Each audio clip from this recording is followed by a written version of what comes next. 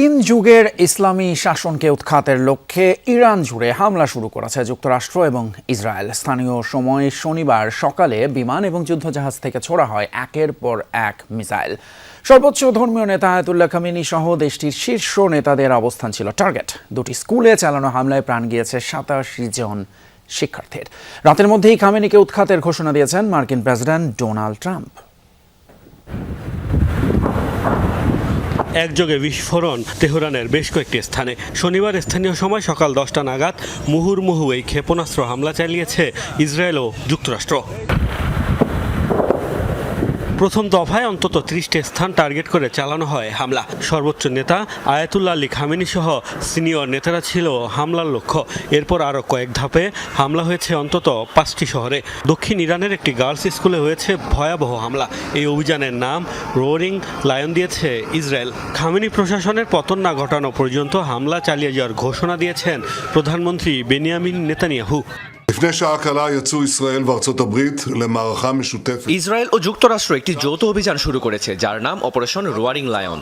এই অভিযানের লক্ষ্য ইরানের আয়াতুল্লাহ শাসনের অবসান ঘটানো। সামনে যুক্তরাষ্ট্রের সাথে আমরা সন্ত্রাসী শাসন ব্যবস্থার উপর আরও কঠোরভাবে আঘাত করব। আমরা এমন পরিস্থিতি তৈরি করব যা সাহসী ইরানি জনগণকে এই খুনি শাসন ব্যবস্থার বোঝা থেকে মুক্তি দিতে সাহায্য করবে। এদিকে যুক্তরাষ্ট্র তাদের অভিযানের নাম দিয়েছে অপারেশন এপিক ফিউরি। ইরানের বিরুদ্ধে যুদ্ধ ঘোষণা করে আইআরজিসি সহ সব সশস্ত্র বাহিনীকে অস্ত্র সমর্পণের জন্য আজকের দিন পর্যন্ত সময় বেঁধে দিয়েছেন মার্কিন president Donald Trump. Islamic revolutionary গার্ডের সদস্যদের, সশস্ত্র বাহিনী এবং সব পুলিশ সদস্যদের উদ্দেশ্যে বলছি, আজ রাতেই আপনারা অস্ত্র সমর্পণ করুন, নয়তো নিশ্চিত মৃত্যুর মুখোমুখি হবেন। ইরানের জনগণকে বলছি, আজ রাতেই আপনারা স্বাধীনতা পাবেন। গত 2 মাস ধরেই ইরানের হামলার হুমকি দিয়ে আসছিল যুক্তরাষ্ট্র। এর মধ্যেই পারমাণবিক কর্মসূচি নিয়ে চুক্তির লক্ষ্যে মার্কিনীদের সাথে বৈঠকে রাজি হয় তেহরান। সেই কূটনৈতিক তৎপরতা চলাকালীনই চালানো হলো এই হামলা। মোস্তফা মাহমুদ, যমুনা নিউজ। চিরবৈরী দুই শত্রু রাষ্ট্রের হামলার জবাব দিতে অপারেশন ফতেহ খাইবার শুরু করেছে ইরান। একদিকে তেল আবিব, হাইফা সহ ইসরায়েলের গুরুত্বপূর্ণ অঞ্চলগুলোয় ছোঁড়া হয়েছে মিসাইল। অন্যদিকে সৌদি আরব, সংযুক্ত আরব আমিরাত, কাতার, বাহরাইন এবং কুয়েতের ভূখণ্ডে থাকা মার্কিন ঘাঁটিগুলো ছিল আইআরজিসির টার্গেট। ইরানি মিসাইলের বিস্ফোরণে প্রকম্পিত বাহরাইনের বন্দর এলাকা। দেশটিতে অবস্থিত মার্কিন নৌঘাঁটিতে আঘাত হানে ইরানের ক্ষেপণাস্ত্র। সকালে ইরানি ভূখণ্ডে যৌথ হামলা চালায় ইসরায়েল ও যুক্তরাষ্ট্র। এর পাল্টা জবাব দিতে দেরি করেনি বিপ্লবী গার্ড বাহিনী। শুরু হয় অপারেশন ফতেহ খাইবার। প্রথমে ইসরায়েলি ভূখণ্ড লক্ষ্য করে ছোড়া হয় একের পর এক মিসাইল। টার্গেট করা হয় রাজধানী তেল আবিবের পাশাপাশি হাইফা সহ গুরুত্বপূর্ণ এলাকা। আতঙ্কে বম শেল্টারের দিকে ছুটতে থাকে ইসরায়েলিরা। তবে এরপরই ছিল ইরানি সামরিক বাহিনীর চমক। কোনো পূর্বাভাস না দিয়ে হামলা করা হয় ইরানকে ঘিরে থাকা আরব দেশগুলোর ভূখণ্ডে। টার্গেট করা হয় এসব দেশে থাকা মার্কিন ঘাঁটিগুলোকে। প্রথমে হামলা করা হয় কাতারে। আতঙ্কে ছড়িয়ে পড়ে মধ্যপ্রাচ্যের দেশটিতে। মোবাইল ফোনে সতর্কবার্তা পাঠিয়ে বাসিন্দাদের সামরিক ঘাঁটি থেকে যত দূরে সম্ভব নিরাপদ স্থানে অবস্থান নেওয়ার নির্দেশ জারি করা হয়। প্রতিরক্ষা মন্ত্রণালয় জানায়, প্যাট্রিয়ট ডিফেন্স সিস্টেমের মাধ্যমে ভূপাতিত করা হয়েছে ইরানের মিসাইল। অন্যদিকে মার্কিন সদর দফতর লক্ষ্য করে ইরানের মিসাইল হামলার পর জরুরি সতর্কতা জারি করে বাহরাইন। নাগরিকদের নিরাপদে সরে যাওয়ার নির্দেশও দেওয়া হয়। সংযুক্ত আরব আমিরাতের ভূখণ্ড লক্ষ্য করেও মিসাইল ছোড়ে ইরান। বিকট বিস্ফোরণের শব্দ শোনা গেছে আবুধাবিতে। সেখানে একজনের প্রাণহানির তথ্য পাওয়া গেছে। এদিকে সৌদি আরবেও মিসাইল হামলা করেছে ইরান। পাশাপাশি বিস্ফোরণের শব্দ শোনা গেছে কুয়েতেও। মীর মুশফিকা হাসান, যমুনা নিউজ। যুক্তরাষ্ট্র ইসরায়েলের যৌথ হামলায় নিহত হয়েছেন ইরানের প্রতিরক্ষা মন্ত্রী আমির নাসির জাদা এবং ইরানের রেভলিউশনারি গার্ডসের কমান্ডার মোহাম্মদ পাকপৌর।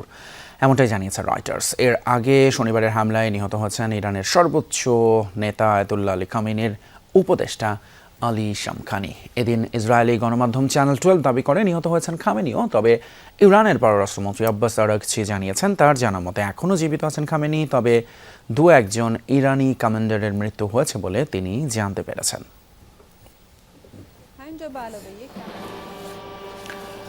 অন্যদিকে ইরান, যুক্তরাষ্ট্র এবং ইসরায়েলের যৌথ হামলা এবং তেহরানের পাল্টা জবাবের জেরে বন্ধ করে দেওয়া হয়েছে মধ্যপ্রাচ্যের বিভিন্ন দেশের আকাশসীমা।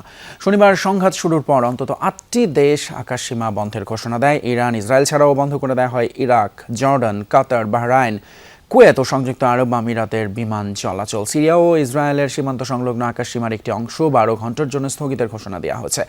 মধ্যপ্রাচ্যের এসব দেশ ছাড়াও রাশিয়া, ফ্রান্স, ভারত সহ বিভিন্ন দেশের এয়ারলাইন্সগুলো বাতিল করেছে অনেক ফ্লাইট। এতে বিশ্বব্যাপী ভোগান্তিতে পড়েছে লাখ লাখ মানুষ। মধ্যপ্রাচ্য যুদ্ধ পরিস্থিতির প্রভাবে বাংলাদেশ থেকে মধ্যপ্রাচ্যগামী বিমান বাংলাদেশ এয়ারলাইন্স সহ সকল ফ্লাইট বাতিল করা হয়েছে। এই মুহূর্তে আরও জানাতে আমাদের সঙ্গে যোগ দিচ্ছেন সহকর্মী তানভীর সিদ্দিক। টিপু, ফ্লাইট বন্ধ হয়ে গিয়েছে হঠাৎ করে, নিশ্চয়ই অনেক যাতায়াতকারী আছেন এই পথে বাংলাদেশ থেকে যারা যান নিয়মিত। কি অবস্থা তাদের মধ্যে এবং মধ্যপ্রাচ্যের কোনো দেশেই কি বিমান যাচ্ছে না, একটু জানাবেন বিস্তারিত।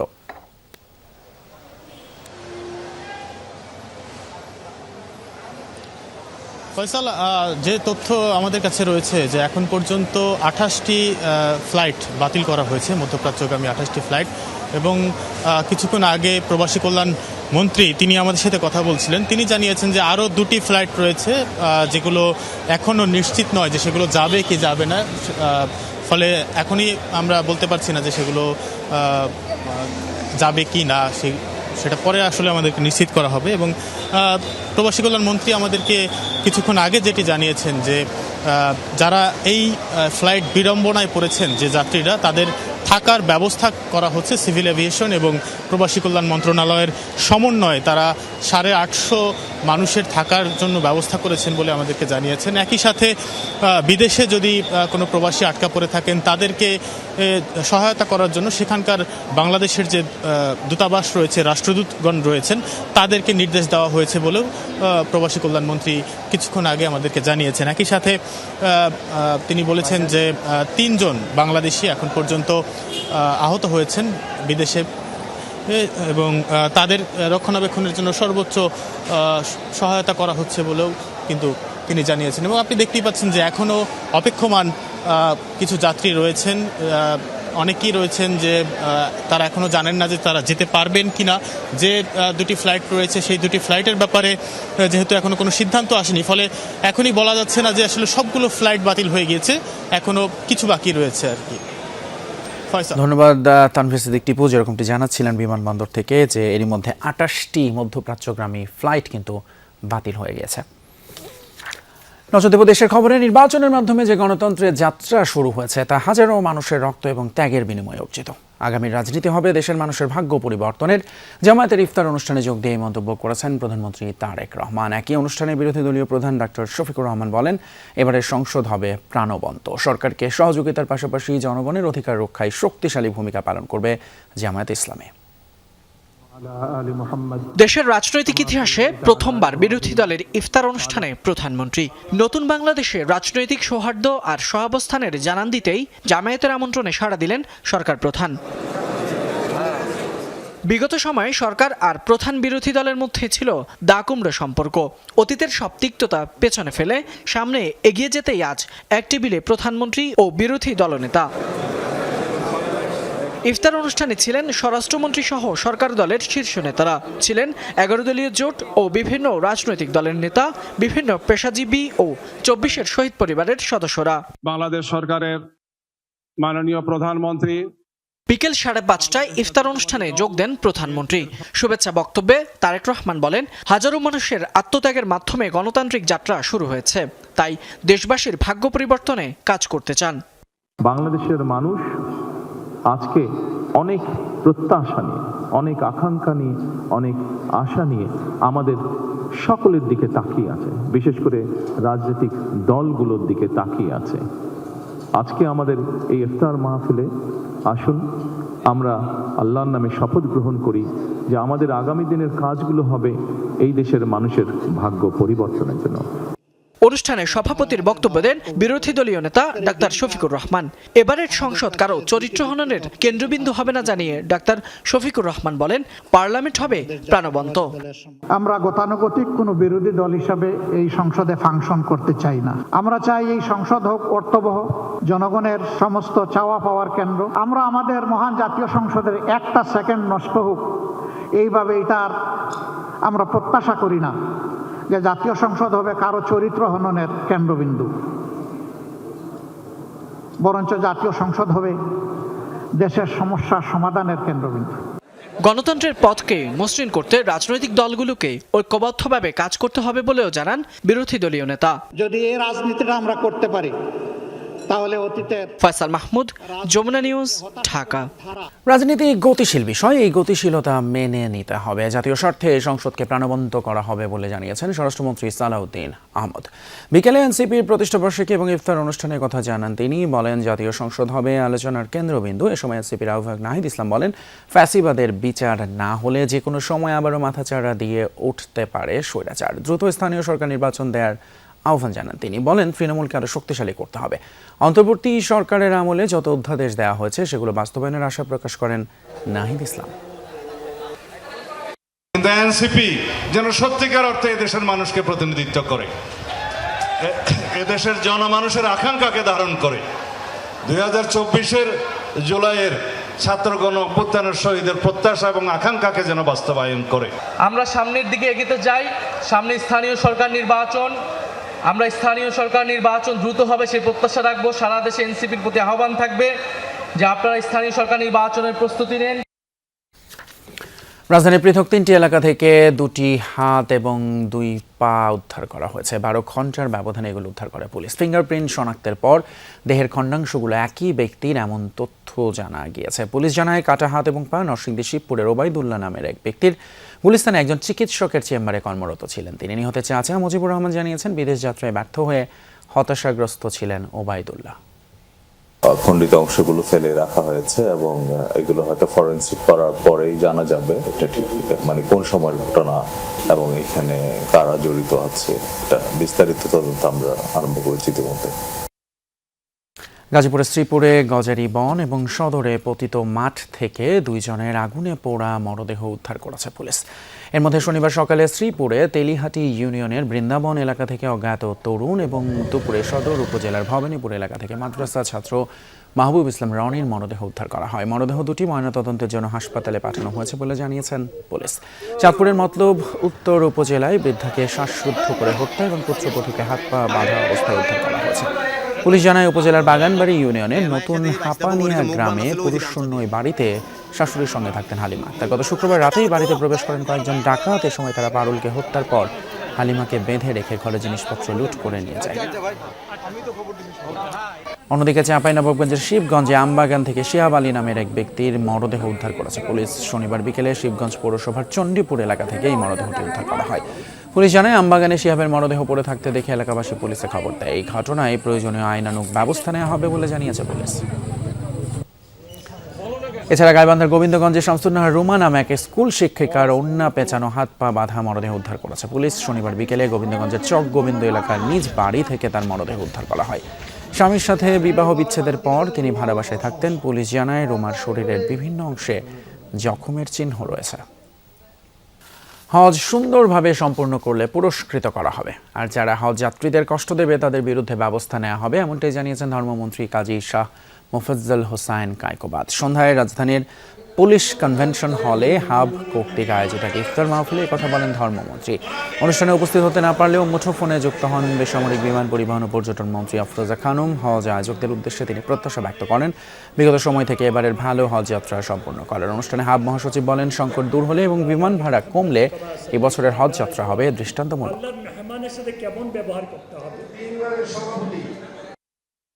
সুন্দর এবং সুষ্ঠুভাবে সুন্দরভাবে হজ আপনারা পরিচালনা করতে পারেন, আপনাদেরকে পুরস্কৃত করা হবে সরকারের পক্ষ থেকে।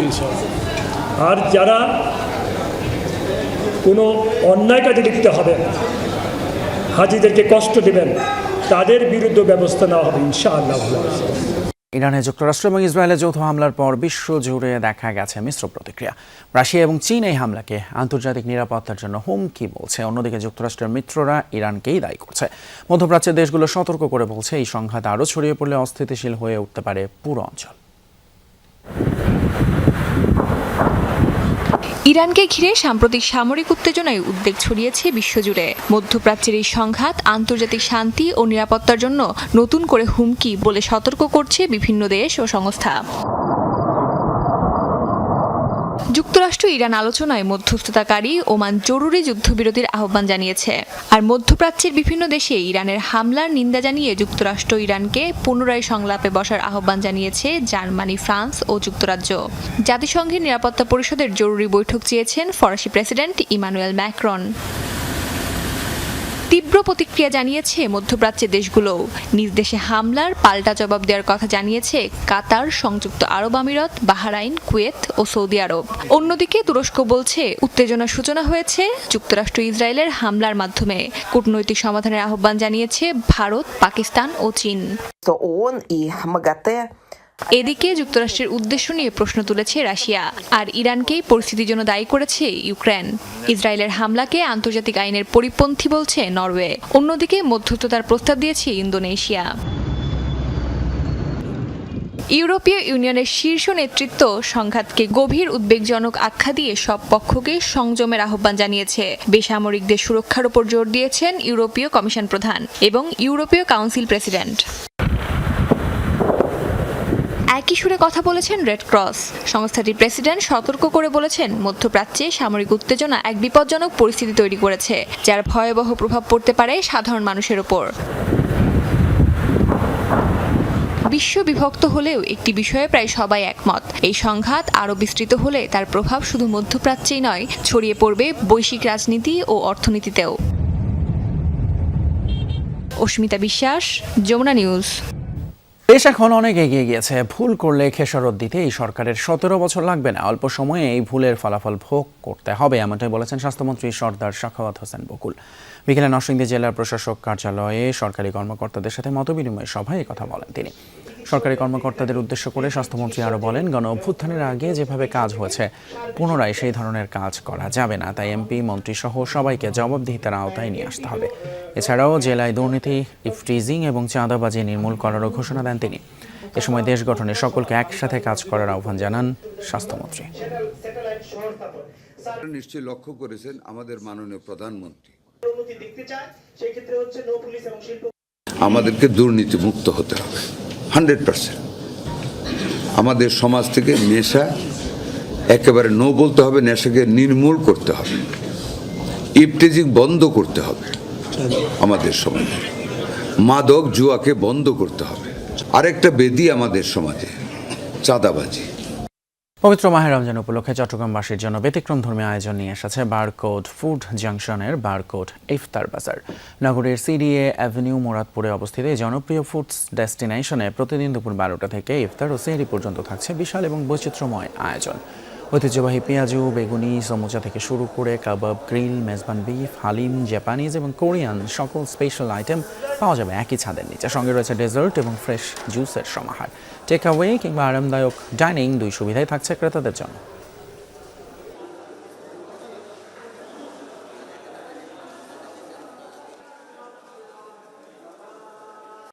হিউজ ভ্যারাইটি, 300 আইটেম, 300-র মধ্যে Japanese, Korean, Italian, continental, traditional হালিম, জিলাপি, তারপর আপনার মেজবানি মাংস থেকে শুরু করে সব কিছু পাওয়া যায়।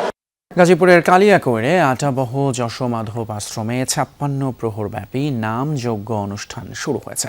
1973 সালে স্বর্গীয় মেঘলাল সরকার এবং পূর্ণচন্দ্র সাহার উৎসাহে উৎসাহিত হয়ে প্রতি বছর এই মহানামযজ্ঞ অনুষ্ঠিত হয়। আটাবহ গ্রামে ঐতিহ্যবাহী 56 প্রহর সার্বজনীনভাবে সকলের সহযোগিতা এবং অংশগ্রহণের মধ্য দিয়ে সাফল্যমণ্ডিত হচ্ছে। অনুষ্ঠানে যশোমাধব আশ্রম কমিটির সভাপতি সত্যরঞ্জন সরকার সহ পরিচালনা কমিটির সদস্যগণ উপস্থিত ছিলেন।